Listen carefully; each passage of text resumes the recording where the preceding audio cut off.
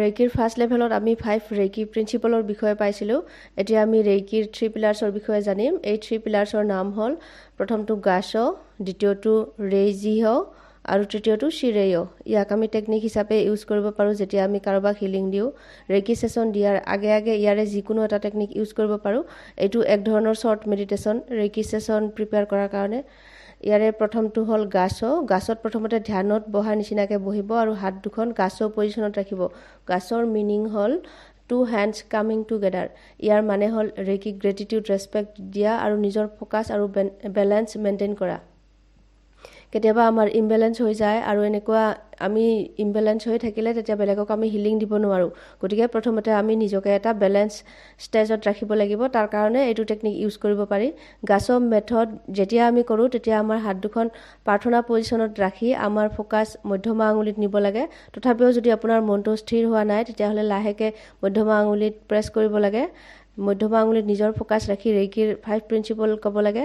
আপোনালোকৰ নিশ্চয় মনত আছে, জোৰকৈ ক'লেও হয় বা মনৰ ভিতৰত ক'লেও হ'ব। তাৰপিছত ফিনিছ হ'লে পুনৰ কৃতজ্ঞতা জনাব লাগে আৰু ধন্যবাদ জনাব লাগে আৰু তাৰপিছত ৰেইকি ছেশ্যন ষ্টাৰ্ট কৰিব লাগে। এইটোক মেডিটেশ্যন হিচাপেও সদায় কৰিব পাৰি, ৰাতিপুৱা গধূলি 15-20 মিনিট সময়। দ্বিতীয় টেকনিকটোক ৰেইজিহ বুলি কোৱা হয়।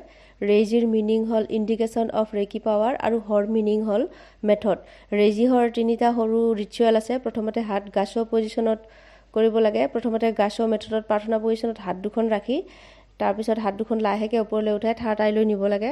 তাৰপিছত ইণ্টেনশ্যন ৰাখিব লাগে য'ত য'ত ৰেইকি এনাৰ্জিৰ প্ৰয়োজন তাতে যেন ৰেইকি এনাৰ্জি ফ্ল' হয়। যেতিয়া আমি ছেশ্যন আৰম্ভ কৰোঁ তেতিয়া আমি এনেকৈ প্ৰে কৰা হয় আৰু তাৰপিছত হাত দুখন চাৰেণ্ডাৰত ৰাখিব লাগে। য'ত আপোনাৰ হাত দুখনে লৈ যায় তাতে এই পজিশ্যনত হাত দুখন লৈ যাব লাগে আৰু ডিটাচমেণ্ট ৰাখিব লাগে। একো আশা কৰিব নালাগে যে ছেশ্যনৰ আউটকাম কি হয়, ৰিজাল্ট কি হয়। মাত্ৰ নিজৰ ইনটিউশ্যনৰ ওপৰত ট্ৰাষ্ট কৰিব লাগে। তৃতীয় টেকনিকটো হ'ল শিৰেয়। ইয়াৰ অৰ্থ হ'ল ট্ৰিটমেণ্ট।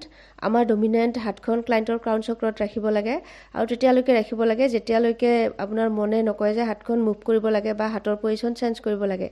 তাৰপিছত য'তেই হাতখন লৈ যায় তাক ফ'ল' কৰিব লাগে। আপুনি ইনটিউশ্যন ফ'ল' কৰি যাব লাগে আৰু ট্ৰিটমেণ্ট হিচাপে এই মেথড ইউজ কৰিব লাগে।